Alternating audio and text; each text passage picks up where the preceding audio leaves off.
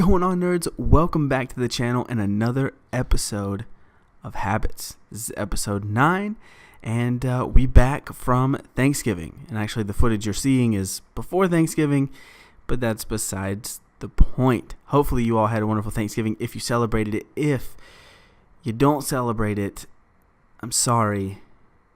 It's amazing. It's just a ton of eating. It's awesome. But moving on, let's talk about the session. So feeling really good. This is the best that low bar has clicked for me in the past couple of months, really.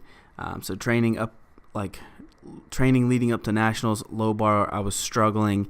And today, for some reason, I was able to stay pretty upright for me in my low bar, and everything just clicked. It felt really good, and I am so excited with that. That means this high bar is paying off with the positioning. Also, these different drills that I've been doing, like these pause squats and this contrast squat that you're going to see in a second, is paying off, and those are really, really good things. So, yes, never stop working on your technique.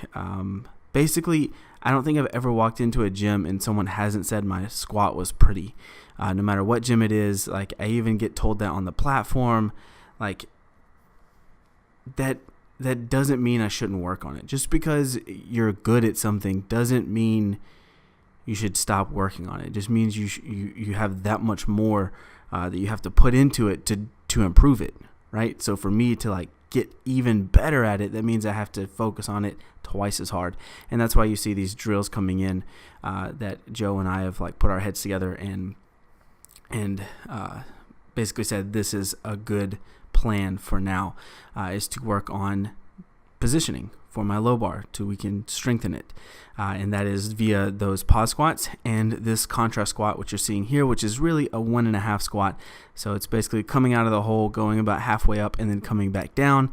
And granted, I don't know where halfway is apparently. Also, these burn like the Dickens. Yes, I said the Dickens, but though I don't know where halfway is, apparently, still feeling good. And this is a drill that we're using to really, really slam home that idea of maintain your positioning throughout the entire squat. You should be able to hit this position no matter what goes on. And this session just really clicked for that. And I'm quite excited. And when I mention position, what I'm talking about is my thoracic, my upper body, maintaining that spinal positioning so that I'm not getting too far forward, and that I'm maintaining a little bit more of an upright positioning, thus making my bar path a little bit straighter, which can be an issue in the low bar squat. A lot of times people fold over and then their bar path gets all out of whack because they're leaning forward. So it's really, really good positioning drill. 10 out of 10 would recommend if you don't mind your lungs and quads burning. But then we moved on to bench, and this is actually a PR for me. So this is 275 pounds for 4 reps, and by no means is 275 for 4 a PR, but moving it that quickly was actually a PR. And I talked about in my last video, progress can be a lot of things, and one of those things is moving the same weight a little bit faster. And so I'm going to take that as a win.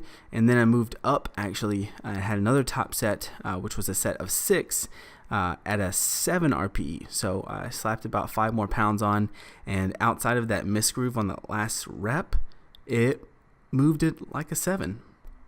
But before this video ends, I just want to touch base on kind of some more things that are going to lay out in this series. So up next, we are going to talk about the deadlift, my deadlift setup cues, things that I'm thinking of as I'm going through my deadlift, and then also just some sumo hacks, if you will, some things that will almost automatically improve your sumo deadlift immediately as you cue them into your lift.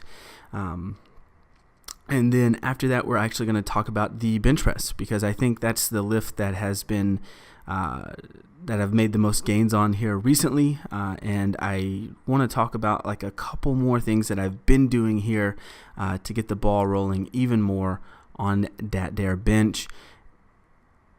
And if you're a power lifter, then you know you love bench with the bottom of your heart. So I feel like that's a lift that a lot of people are weak on, or a lot of people like kind of get struck down in competition on, and I want that to go away. So we're going to end Poverty Bench this year, and we're going to do it in style. All right, that about wraps it up for me. Hopefully you guys have a fantastic start to your week, and I'll catch you in that next video.